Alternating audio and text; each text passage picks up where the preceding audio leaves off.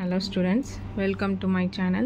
இப்போ என்ன பார்க்குறோன்னா 11th accountancyல chapter 13ல illustration 10 பார்க்குறோம். From the following balances as on 31st December 2017 prepare profit and loss account. இதில் என்ன சொல்லியிருக்காங்க, profit and loss account மட்டும்தான் ப்ரிப்பேர் பண்ண சொல்லியிருக்காங்க.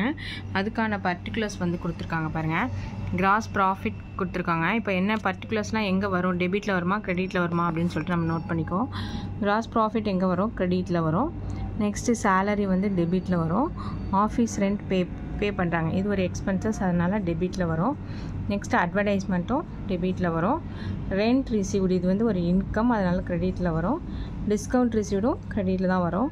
நெக்ஸ்ட்டு கேரேஜ் அவுட்வர்ட் வந்து டெபிட்டில் வரும் எக்ஸ்பென்சஸ்ஸு.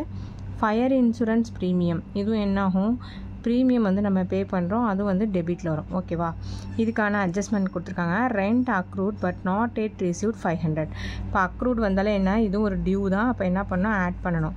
அப்போ ரெண்ட்டுக்கு நேராக அட்ஜஸ்ட்மெண்ட் இருக்குது, நோட் பண்ணிங்க. Next fire insurance premium prepaid to the extent, prepaid முன்னாடியே வந்து பே பண்ணிட்டாங்க. அப்போது இது என்ன பண்ணணும், ப்ரீபெய்டை மைனஸ் பண்ணணும். இப்போ எதுக்கு வந்து அட்ஜஸ்ட்மெண்ட் இருக்குது, ஃபயர் இன்சூரன்ஸ் ப்ரீமியமுக்கு அட்ஜஸ்ட்மெண்ட் இருக்குது. Next provide managers commission at 10% on profit before charging such commission. நல்லா பார்த்துங்க, மேனேஜர் கமிஷன் வந்து ஒரு 10% கொடுத்துருக்காங்க. ஓகேவா, அது எப்போனா on profit before charging commission, அதாவது நெட் ப்ராஃபிட் கால்குலேட் பண்ணுறதுக்கு முன்னாடியே வந்து கமிஷனை வந்து கால்குலேட் பண்ண சொல்லியிருக்காங்க. இது எப்படி போடுறது அப்படின்னு பார்ப்போம். ஃபஸ்ட்டு ஃபார்மட் எழுதிங்க. Profit and loss account for the year ended 31st December 2017. Debit credit போட மறந்துடக்கூடாது. டபுள் சைடு தான் நம்ம எப்போதுமே ஃபைனல் அக்கௌண்ட் போடுவோம். இப்போ டெபிட் சைடு என்னென்ன இருக்குது அப்படின்னு பாருங்கள். ஃபஸ்ட் ஒன் வந்து கிராஸ் ப்ராஃபிட் இருக்குது 50,000. அது எங்கே வரும், கிராஸ் ப்ராஃபிட் ட்ரேடிங்கில் உள்ள ப்ராஃபிட்டை ட்ரான்ஸ்ஃபர் பண்ணுவாங்க பிஎன்எலுக்கு. அப்போ credit side by gross profit b by d, credit side 50,000 enter பண்ணிவிடுவோம். நெக்ஸ்ட்டு சேலரிஸ் எவ்வளோ இருக்குது, 18,000. அது டெபிட்டில் டு சேலரிஸ்னு சொல்லிட்டு 18,000 என்டர் பண்ணிடணும். நெக்ஸ்ட்டு ஆஃபீஸ் ரெண்ட் வந்து பே பண்ணுறாங்க, எவ்வளவு 12,000. அதுவும் டெபிட் சைடு தான் வரும். டு ஆஃபீஸ் ரெண்ட்டுன்னு 12,000 என்டர் பண்ணிடுவோம். நெக்ஸ்ட்டு அட்வர்டைஸ்மெண்ட் எவ்வளோ இருக்குது, 8,000 இருக்கா, அதுவும் எங்கே வரும், debit side to advertisement 8,000 enter பண்ணிடும். நெக்ஸ்ட்டு ரெண்ட் ரிசீவ்டு பாருங்கள், 2,000 எங்கே போடணும், ரிசீவ் பண்ணுறோம், அப்போ நமக்கு ஒரு இன்கம், அதனால் கிரெடிட் சைட் போடுவோம்.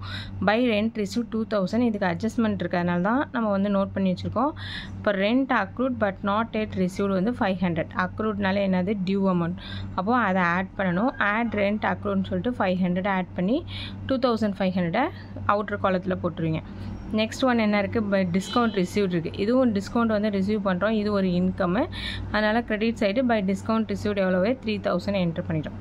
நெக்ஸ்ட்டு டு கேரேஜ் அவுட்வர்ட் எங்கே வரும், டெபிட் சைடு வரும், 2,500 என்டர் பண்ணிடுங்க. ஃபயர் இன்சூரன்ஸ் ப்ரீமியம் எவ்வளோ இருக்குது, 6,500 இருக்குது. இதுக்கு வந்து அட்ஜஸ்ட்மெண்ட் கொடுத்துருக்காங்க. ப்ரீபெய்ட் டு த எக்ஸ்டென்ட், ப்ரீபெய்ட்னா முன்னாடியே வந்து பே பண்ணிட்டாங்க, அப்போ அமௌண்ட் வந்து நம்மக்கிட்ட தான் இருக்குது. அப்போது அதை லெஸ் பண்ணி 1,500 லெஸ் பண்ணிவிட்டு 5,000 தான் என்ன பண்ணணும், அவுட்டர் காலத்தில் போடணும்.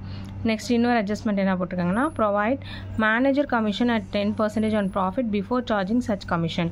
அதாவது நெட் ப்ராஃபிட்டுக்கு முன்னாடி கால்குலேட் பண்ண சொல்லியிருக்காங்க. இது எப்படி கால்குலேட் பண்ணுறதுன்னு பார்ப்போம். அவங்க ஒர்க்கிங் நோட் கொடுத்துருக்காங்க பாருங்கள். Manager commission is equal to net profit before charging commission. அதாவது நெட் ப்ராஃபிட் பிஃபோர் சார்ஜிங் கமிஷன்னா நெட் ப்ராஃபிட் கால்குலேட் பண்ணுறதுக்கு முன்னாடி உள்ள amount into rate of commission, எவ்வளோ ரேட் கொடுத்துருக்காங்க, அப்போ 10%னா 10/100, 12%னா 12/100. ஓகேவா, அதுபடி நம்ம போட்டுக்கணும். இங்கே வந்து 10% தான் சம்பளம் கொடுத்துருக்காங்க, அப்போ 10/100 போட்டுக்கோம். இப்போ அந்த net profit before charging commission வந்து நம்ம எப்படி கண்டுபிடிக்கணும்னா, நம்ம கிரெடிட் சைடு எல்லாமே போட்டிருக்கோமா, அதை ஆட் பண்ணிக்கணும். ஆட் பண்ணிவிட்டு டெபிட் சைடு உள்ளதை எல்லாத்தையும் ஆட் பண்ணி இந்த கிரெடிட் சைட்லேருந்து மைனஸ் பண்ணிங்கன்னா நமக்கு வந்து net profit before charging commission கிடச்சிடும். பாருங்கள், இப்போ கிரெடிட் சைடு எவ்வளோ இருக்குது, 50,000 + 2,500 + 3,000 எல்லாத்தையும் ஆட் பண்ணோம்னா 55,500 வரும். இதுலேருந்து நம்ம என்னென்ன நம்ம ஏற்கனவே போட்டிருக்கோம், salaries 18,000, office rent 12,000, advertisement 8,000, carriage outward 2,500 plus fire insurance 5,000 எல்லாத்தையும் ஆட் பண்ணிக்கணும். ஆட் பண்ணிங்கன்னா சம் அமௌண்ட் வரும். அதுலேருந்து 55,500 லெஸ் பண்ணிங்கன்னா 10,000 நமக்கு கிடச்சிடும். இதுதான் நெட் ப்ராஃபிட் கால்குலேட் பண்ணுறதுக்கு முன்னாடி உள்ள அமௌண்ட். ஓகேவா, 10,000 கிடைக்குது. அப்போ 10,000ல் 10% வந்து கமிஷன் சொல்லியிருக்காங்க. 10/100 போட்டிங்கன்னா 1000. அப்போ மேனேஜர் கமிஷன் அமௌண்ட் எவ்வளவு 1000. அதை வந்து டெபிட் சைடில் என்ட்ரு பண்ணணும்.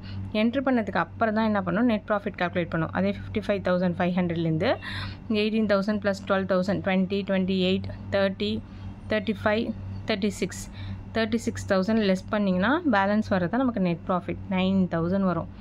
நெட் ப்ராஃபிட்னு என்ட்ரு பண்ணிவிட்டு இதை எங்கே ட்ரான்ஸ்ஃபர் பண்ணுவோம், கேபிட்டல் அக்கௌண்ட்டுக்கு ட்ரான்ஸ்ஃபர் பண்ணுவோம். ஓகேவா?